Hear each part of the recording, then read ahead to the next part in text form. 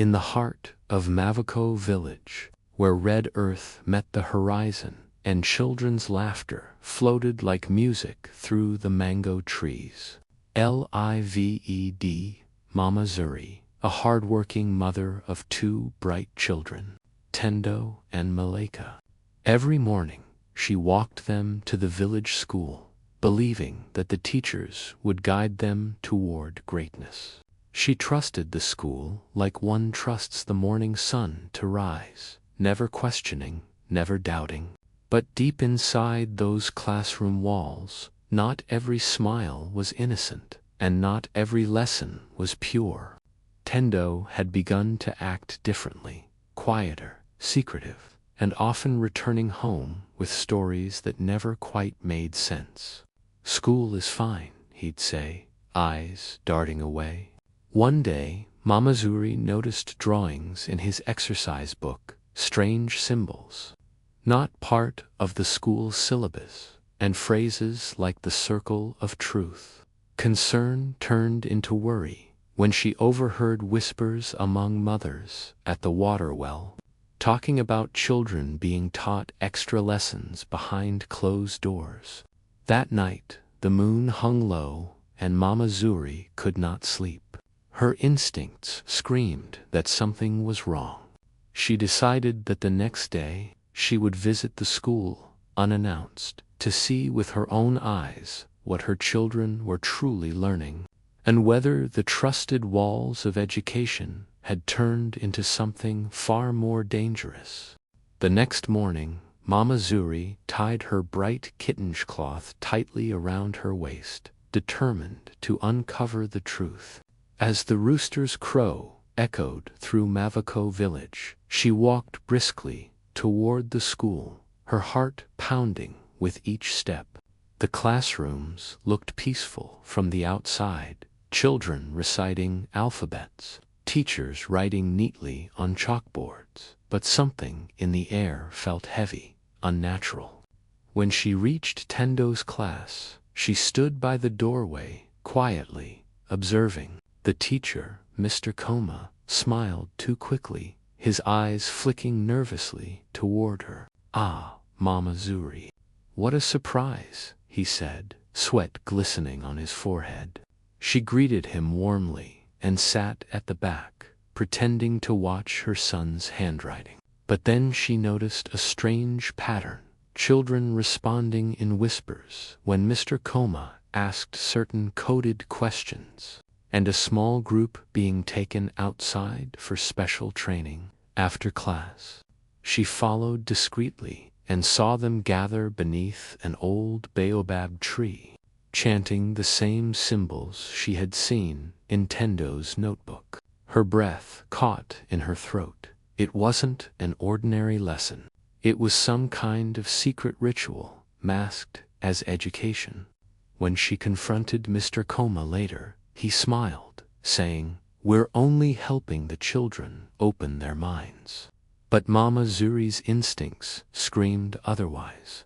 That evening, she prayed by candlelight, her tears falling like rain, realizing that schools could hide shadows even in the brightest places, and that it was no longer enough to just send her children to learn.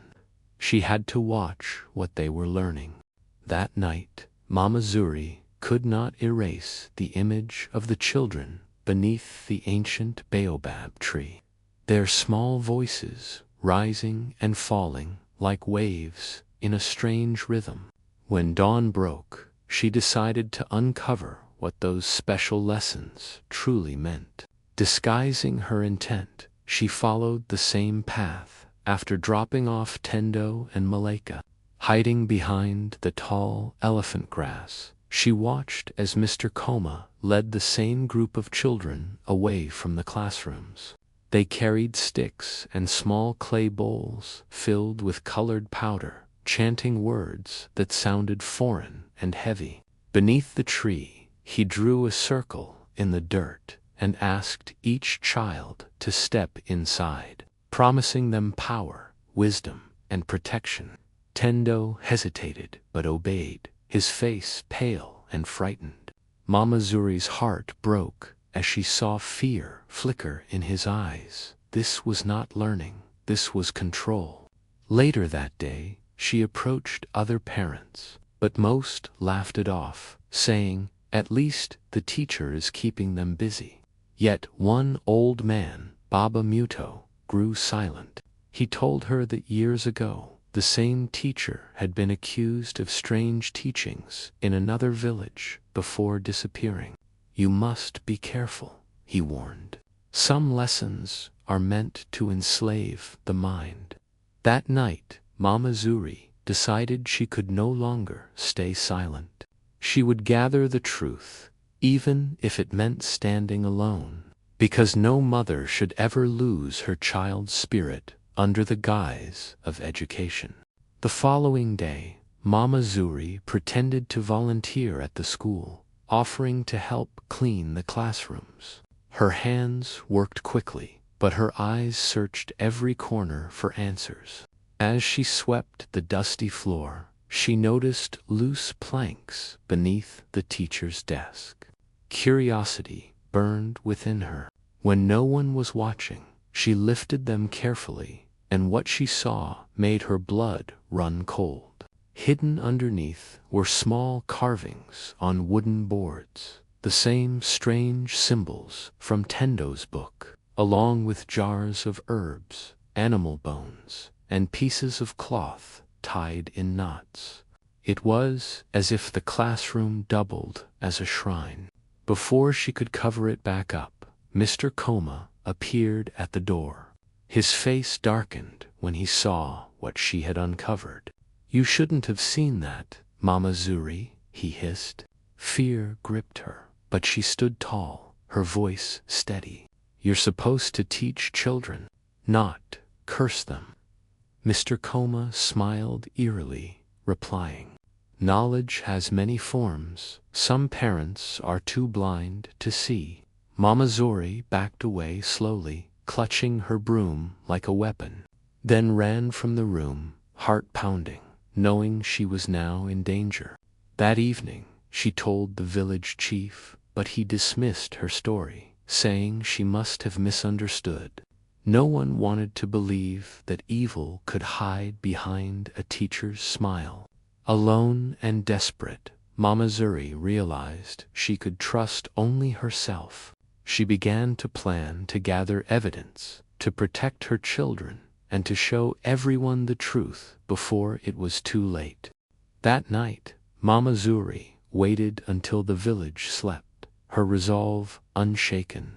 She carried a small lantern and crept back to the schoolhouse, her heart pounding like distant drums. The air was thick and silent, except for the rustle of the wind through dry grass. When she reached the classroom, she pushed open the creaky wooden door and entered cautiously. The moonlight illuminated the chalkboard, where strange writings glowed faintly as if drawn with fire. She quickly began gathering proof, sketches of the symbols, jars from beneath the floor, and a small notebook with Mr. Koma's handwriting detailing his experiments in spiritual awakening. Suddenly, she heard footsteps. Mr. Koma entered with a lantern of his own, his face twisted with anger. "You think you can expose me, woman?" he snarled. Mama Zuri backed toward the door, clutching the evidence to her chest. "You cannot enslave children in the name of knowledge," she cried. The teacher's laughter echoed like thunder. "They belong to me now. Their minds are open." But before he could reach her, a bright light filled the room. Her lantern had tipped, igniting the dried herbs and papers. Flames rose, swallowing the evil symbols. Mama Zuri escaped through the window, coughing, clutching the notebook tightly. Behind her, the schoolhouse burned, casting eerie shadows across the village. People awoke to the sight of fire and screams. The truth was no longer hidden, and though she trembled, Mama Zuri knew that sometimes destruction was the only way to cleanse a place poisoned by lies. When dawn broke, the villagers gathered around the charred remains of the schoolhouse, their faces pale with disbelief. Children clung to their mothers, and whispers filled the air like restless spirits. Mama Zuri stood before them, exhausted but unbroken, holding the scorched notebook she had rescued from the fire. "This is what your children were being taught," she said, her voice trembling yet strong. She opened the pages, revealing the strange drawings, chants, and twisted lessons hidden beneath the mask of education. Gasps and murmurs rippled through the crowd. Some refused to believe it, but others, especially those who had noticed changes in their children, grew fearful. The chief, once dismissive, examined the book with grave eyes. "We have allowed darkness into our village," he admitted quietly. That evening, a meeting was held under the baobab tree, where the forbidden rituals had taken place. Elders prayed, cleansing the ground with sacred water and herbs, calling upon the ancestors to banish the evil that had taken root. Tendo and the other children sat silently, their eyes heavy with confusion and shame, as if waking from a long nightmare. Mama Zuri knelt beside her son and whispered, "You are safe now, my child. The truth will always burn brighter than lies." For the first time in weeks, she felt peace touch her soul. But as she looked at the rising smoke in the distance, she also knew this was only the beginning. The lesson was clear. A parent's duty does not end at the school gate. It begins there. Weeks passed, and Mavako village began to heal. The children returned to a temporary classroom built under the wide shade of the baobab tree, their laughter slowly returning to the air. Mama Zuri was finally able to smile again, though deep in her heart she remained cautious. One morning, while collecting water from the river, she overheard two strangers talking near the old footpath. "The teacher will rise again," one whispered. "His teachings never die, they only move to new soil." A cold chill ran through her veins. That night, she couldn't sleep. She remembered the teacher's final words before the fire, his voice echoing in her nightmares. "Their minds are open now." The next day, she visited the chief and the elders, urging them to keep a close watch on new teachers or outsiders entering the village. But not everyone took her warning seriously. Some believed the curse had died with the flames. Then, strange things began to happen again. Children waking in the night, murmuring unknown words, symbols reappearing on the classroom boards, and whispers of a shadowed figure seen near the burnt school ruins. Fear crept back into Mavoko like a snake returning to its hole. Mama Zuri knew that evil did not simply vanish, it waited for complacency. Gathering a few trusted mothers, she decided to form a group called the Eyes of Mothers to watch over the children daily. "If the darkness wants to return," she declared, "it will have to face us first." The Eyes of Mothers became the heartbeat of Mavako village. Every morning, they gathered before sunrise, wrapping colorful shawls around their shoulders and moving silently through the school grounds, their watchful eyes catching every whisper, every movement. They sat near classrooms, pretending to weave mats, but their ears caught everything the teachers and children said. Their presence changed the air, discipline returned, and fear began to fade. Children, once confused and distant, started to smile again, singing folk songs instead of chanting strange words. Mama Zuri led them with quiet strength, her heart full of both pride and vigilance. One day, while cleaning the playground, she found a new set of carved stones buried near the baobab roots, the same cursed symbols that once haunted her son's notebooks. She realized then that the darkness had not died. It was searching for a new host. That night, she called the mothers together under the moonlight and said, "Evil survives only when good people stop watching. We must stay awake." The mothers nodded, forming a circle and praying in unison. They poured water and salt on the stones, chanting old protective words passed down from their grandmothers. The next morning, when children arrived, the strange heaviness in the air had vanished, replaced by laughter and warmth. The mothers had not only protected their children, but also restored the soul of learning to Mo.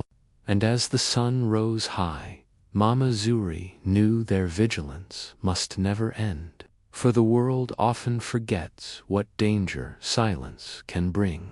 With peace returning to Mavako, the villagers realized that true education was not just what children learned in classrooms. It was what they carried in their hearts and saw in their homes. Mama Zuri began organizing evening gatherings under the baobab tree, where elders told stories of courage, truth, and community. Children listened wide-eyed, learning lessons no textbook could teach. The new school teacher, a humble man named Mr. Lombi, encouraged parents to visit any time and even invited them to sit in during lessons. Transparency replaced secrecy, and trust began to grow once more. But Mama Zuri never let her guard down. She reminded the parents, it is not enough to send children to school. We must also walk beside their learning. Slowly, Mavoko became known as the village where education was shared between teachers, parents, and ancestors. The eyes of mothers expanded, visiting nearby villages to spread awareness about vigilance in schools. Mothers everywhere began asking questions, sitting in classrooms, and learning alongside their children. Tendo, once withdrawn and fearful, now stood proudly before the class, reading stories about courage and truth. One day he looked up at his mother and said, "You saved us, Mama. You taught us what real learning means." Tears filled her eyes as she realized the journey had not been about fear, but awakening, teaching every parent that wisdom begins with watchfulness. Years passed, and Mavoko village transformed into a place where knowledge and wisdom walked hand in hand. The burned ruins of the old school were replaced by a beautiful new building painted in bright earth tones, its walls adorned with murals of mothers, children, and the great baobab tree, symbol of strength and unity. Mama Zuri, her hair now streaked with silver, stood proudly as generations of children played in the courtyard, their laughter echoing like music. The eyes of mothers had grown into a respected organization across the region, teaching other villages how to stay vigilant and involved in their children's education. Even government teachers visited to learn how Mavoko had rebuilt itself from darkness to light. Yet, Mama Zuri never claimed glory. She always said it was not Mete, was the spirit of every mother who chose to see, not to look away. One evening, as the sun dipped behind the hills and the sky turned the color of ripe mangoes, Tendo, now a young teacher himself, approached his mother. "Mama," he said softly, "you showed me that real education begins with love and ends with responsibility." Tears glistened in her eyes as she looked at the rebuilt school. The same place where fear once lived, now a temple of hope. "Then my work is done," she whispered, smiling. And as the drums of evening celebration echoed through the village, the tale of Mama Zuri and her vigilance became a story passed down for generations, a reminder that a mother's watchful heart is the strongest guardian of every child's future.